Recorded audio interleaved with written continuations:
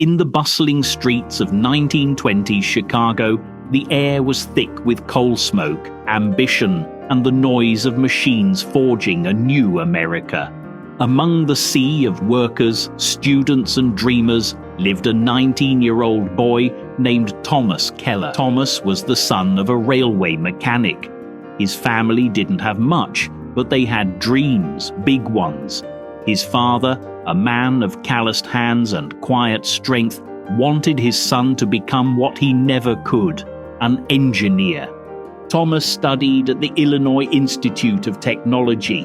While others came from wealth and influence, Thomas walked miles to campus, worked nights in a factory, and lived on stale bread and determination.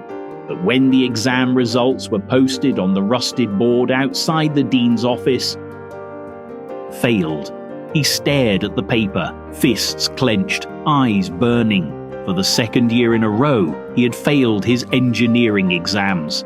"You're not cut out for this," the dean had said weeks earlier. "Maybe try something simpler, carpentry or factory work." The words pierced him deeper than the failure itself, but inside him, something refused to give in. A small, stubborn flame still burned. That night, Thomas sat by the lake near Union Park. As the city lights shimmered on the water, he whispered to himself, "I will not give up." But over the next few days, doubt crept in. What if the dean was right?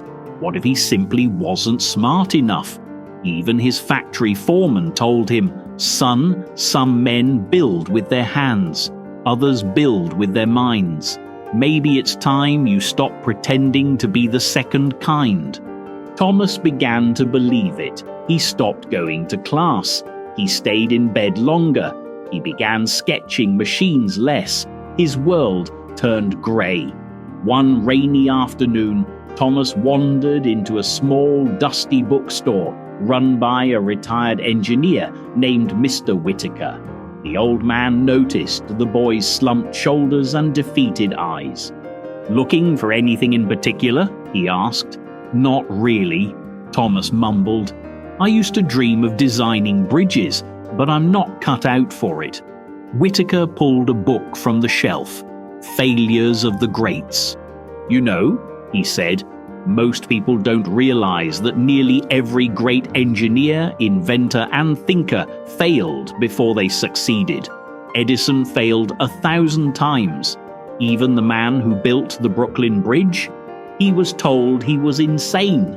Thomas looked at the worn pages, filled with blueprints and crossed-out diagrams. Whitaker smiled. "Failure doesn't mean you're not good enough. It means you're being forged." Thomas walked out of the shop that day with the book in his hand and something else in his heart, hope. He returned to class. He picked up every textbook he had abandoned, but this time he changed his strategy. He stopped trying to memorize everything like others did. Instead, he began to understand. He took machines apart, built models, even burned his fingers learning about voltage and pressure. He wasn't just studying to pass anymore. He was studying to learn. The journey wasn't easy. Some professors still doubted him. Some classmates whispered behind his back. There were nights he slept only 2 hours, days when his hands shook from exhaustion. But there were also allies.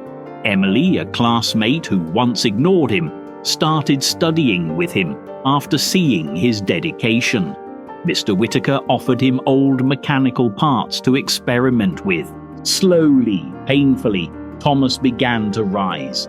The final exams arrived. Thomas sat in the massive hall, pencil trembling slightly. As he turned the pages, a sudden panic gripped him. The diagrams looked harder. The numbers seemed messier. What if I fail again? But then he remembered something Whitaker had said. "You're not fighting the paper, you're fighting the fear." He closed his eyes for a moment, breathed, then picked up his pencil. 3 hours later, he walked out, unsure but proud. A week later, the results were posted. He stood in front of the same board where he had once tasted failure. His name, Thomas Keller, passed. He didn't scream. He didn't jump. He just smiled.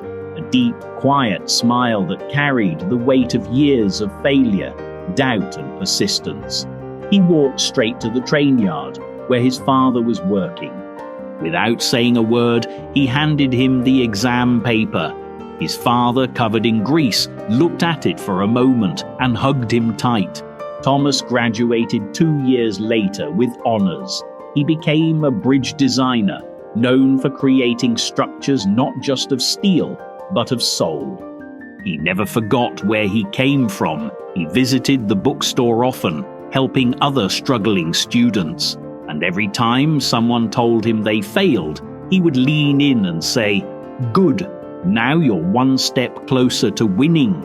Years later, during the construction of a major Chicago bridge, a junior engineer messed up a calculation and froze in panic. Thomas, now the lead engineer on the project, looked at the trembling young man. "Don't worry," he said, putting a hand on his shoulder. "Do you know how many times I failed?" The boy shook his head. "Enough to know this: failure doesn't break you, it builds you." Thomas Keller's bridges still stand in Chicago, and so does his legacy. Not just as a great engineer, but as a reminder that failure is not the end. Struggle is part of the path, and you must fail before you win. Moral of the story: never give up. Your failure today is shaping your victory tomorrow.